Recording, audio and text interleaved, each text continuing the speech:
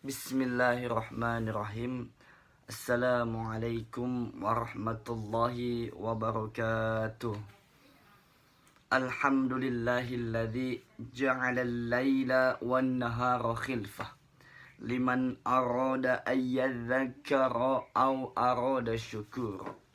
Wa ibadur rahman alladzina yamshuna 'alal ardi hauna wa idza khatabahumul jahiluna qalu salama walladzina yabituna li rabbihim sujjadan wa qiyama walladzina yaquluna rabbana srif 'anna 'adzaba jahannam inna 'adzabaha kana gharama. Amma ba'du, asyhadu an la ilaha illallah wa asyhadu anna muhammadan abduhu wa rasuluh la nabiyya wa la rasula ba'dah. Kama qala Allah ta'ala fil Qur'anil Karim, a'udzu billahi minasyaitonir rajim.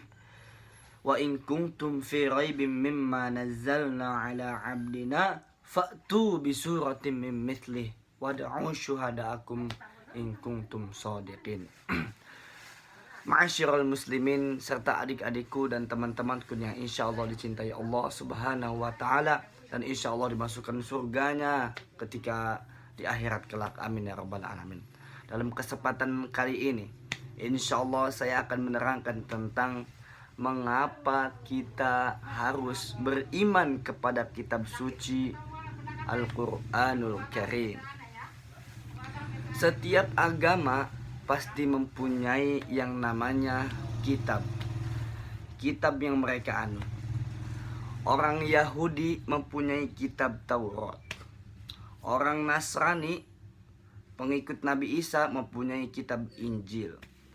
Orang Buddha mempunyai kitab Tripitaka.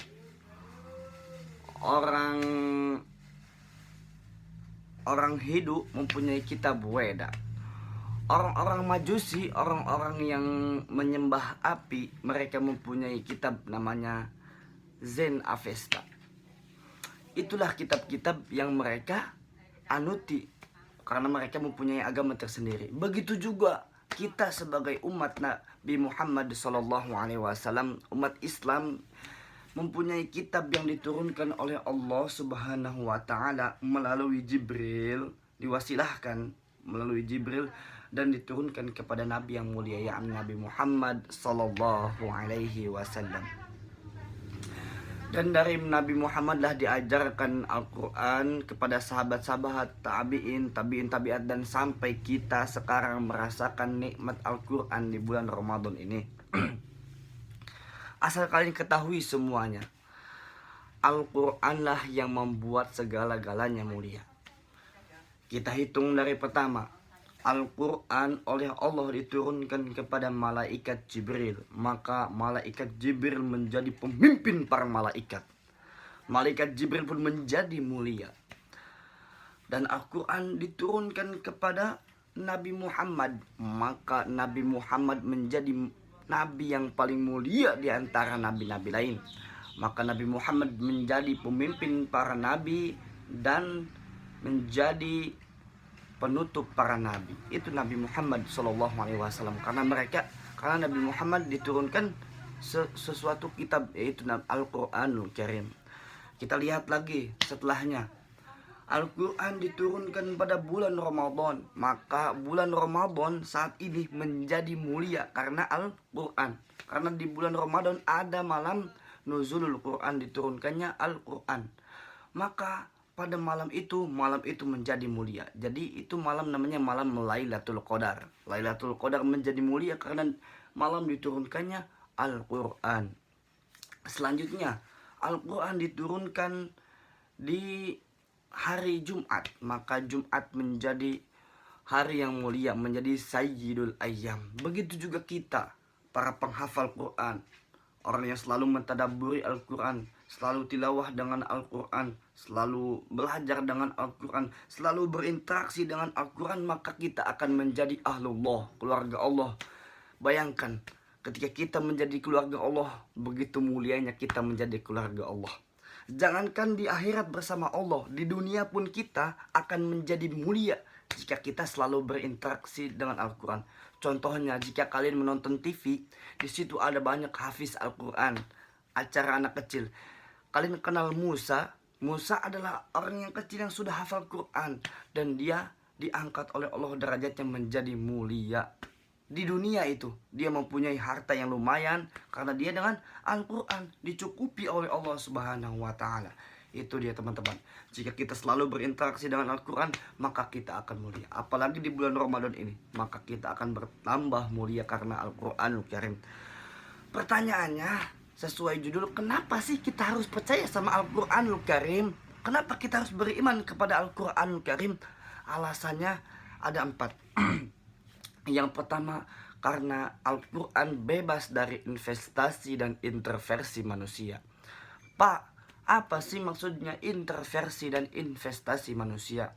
Bahwasanya Al-Quran bebas dari campur tangan manusia. Jadi Al-Quran redaksi dan isinya itu murni dari Allah Subhanahu wa Ta'ala sampai saat ini. Tidak ada yang berubah satu huruf, dan tidak ada yang berubah kurang atau lebihnya, tidak ada yang berubah. Itu kemurnian Al-Quranul Karim. Jadi bebas dari campur tangan manusia, itu yang pertama. Sejak 14 abad yang lalu, Al-Quran telah menantang kepada seluruh manusia. Wa in kuntum fi raibim mimma nazalna ala abdina fa'tu bi suratin min mithlih wad'u syuhada'akum min dunillahi in kuntum shadiqin. Wa in kuntum, dan jika di antara kalian, kata Al-Quran, fi raibim mimma nazalnya, ada keraguan-raguan, kita tidak percaya bahwasanya Al-Quran diturunkan, fi raibim, ada keraguan-raguan, ala abdina, kepada hambaku, yakni Nabi Muhammad.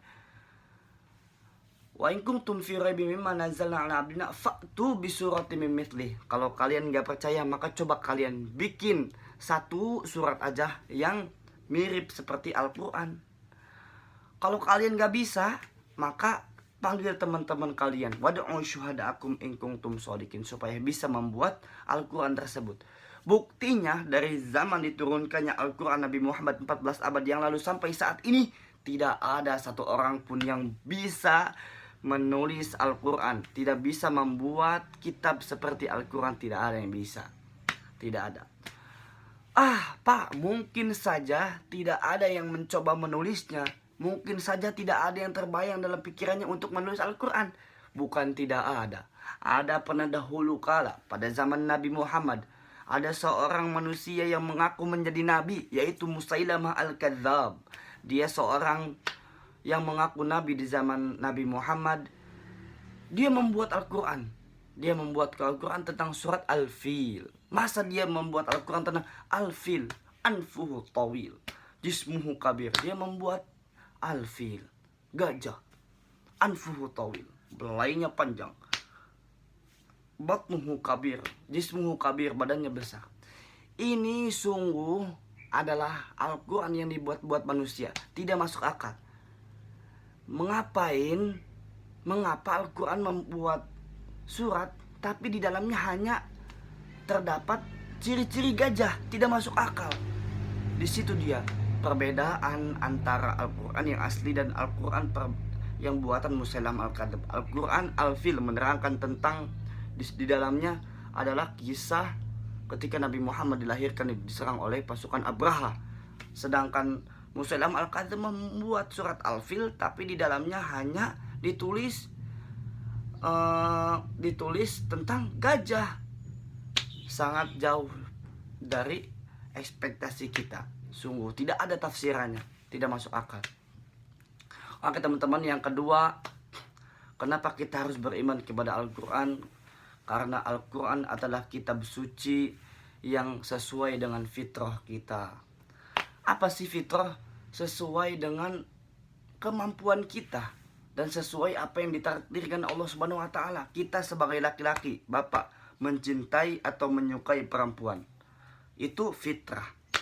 Atau perempuan mencintai dan menyukai wanita, itu fitrah. Dan maka dari itu Al-Quran menyuruh kita untuk saling menikah antara laki-laki dan perempuan supaya menurunkan keturunan, anak. Dan jika ada kitab yang menyuruh kita untuk tidak menikah, ya, mungkin dari dahulu kita tidak akan pernah lahir, ya, mungkin tidak akan pernah lahir. Itu dia, sesuai fitrah. Contoh yang kedua ialah Al-Quran menyuruh kita untuk berpuasa dari pagi sampai sore dan berbuka. Jika ada kitab suci yang menyuruh kita untuk berpuasa dari pagi sampai pagi lagi, tidak berbuka dan tidak sahur, maka sama saja kitab tersebut menyuruh kita untuk mati. Maka dari itu, Al-Quran adalah kitab yang sesuai dengan fitrah manusia. Itu teman-teman. Yang ketiga,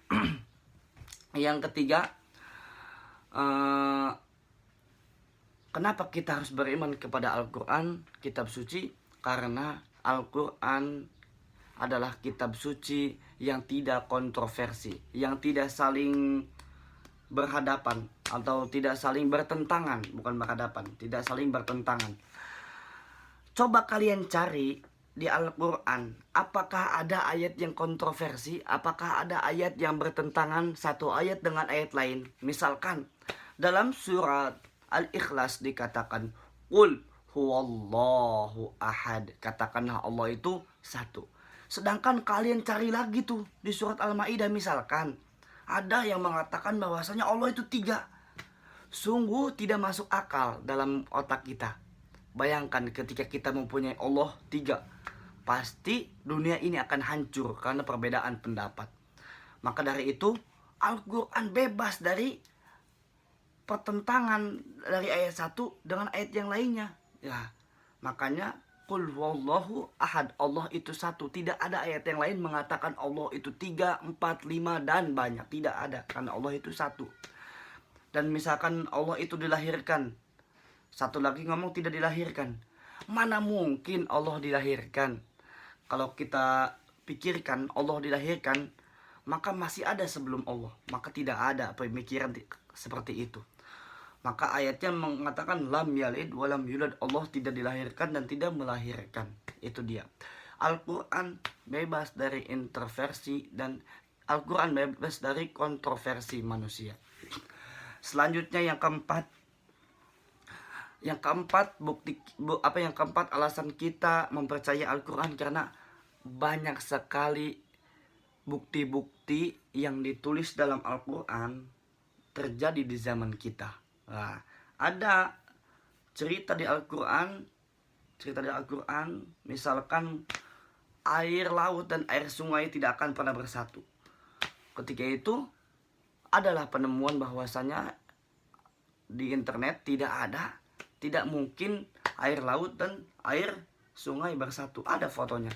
Itu terjadi di zaman kita. Selanjutnya Bapak ambil cerita dari